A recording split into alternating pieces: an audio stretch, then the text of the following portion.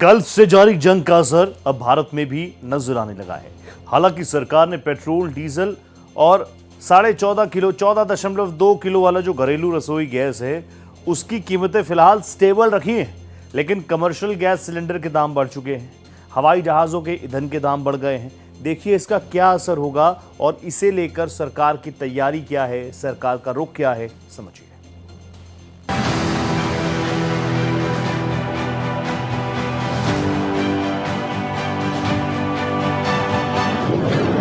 Iran Israel तनाव के कारण कच्चे तेल की कीमतों में उछाल से भारत में महंगाई का मल्टीपल असर दिख रहा है। खाद्य वस्तुओं, ईंधन, परिवहन और रोजमर्रा की चीजों की कीमतों में बढ़ोतरी के कारण खुदरा महंगाई फरवरी में 3.21% तक पहुंच गई है, जो मिडिल ईस्ट में अनिश्चितता के कारण बढ़ सकती है। 1 अप्रैल 2026 से नए वित्तीय वर्ष की शुरुआत के साथ ही आपकी जेब पर अब सीधा असर डालने वाले कई बदलाव लागू हो गए, जिनमें ईंधन के दामों में हुई बढ़ोतरी सबसे अहम है।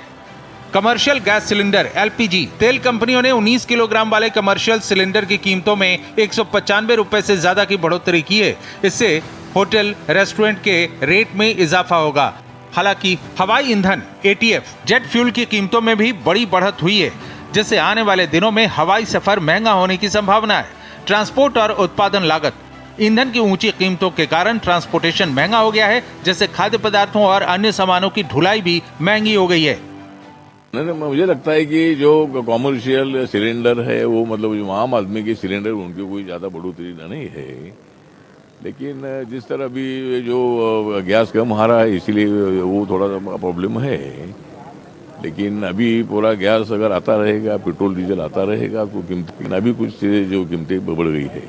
ये दुर्दैव की बात है कि दुर्भाग्य है कि जिस तरह से गवर्नमेंट बार बार पार्लियामेंट में, हाउस में, दोनों सदनों में कहती रही कि हम इसको नियंत्रित करेंगे, कोई बाधा सामान्य लोगों को नहीं होगी, कॉमन मैन को नहीं होगी।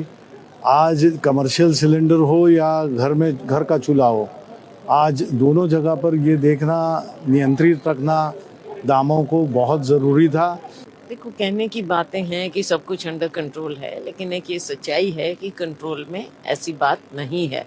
इसके लिए जो इनको पुख्ता इंतज़ाम करने चाहिए, ऑल्टरनेटिव्स देखने चाहिए दुनिया भर में।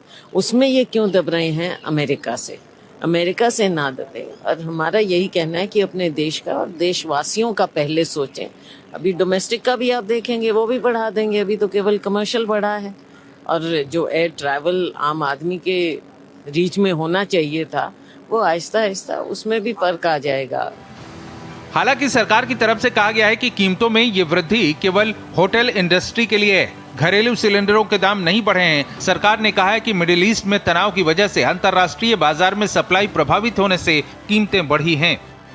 इस संबंध में मैं आपको बताना चाहूंगी कि लगभग 2 महीने पहले जो ब्रेंट $70 पर बैरल की रेंज में चल रहा था, वो आज $100 के ऊपर पहुंच चुका है। इसके बावजूद घरेलू उपभोक्ताओं के लिए पेट्रोल, डीजल की दरों में कोई वृद्धि नहीं की गई है।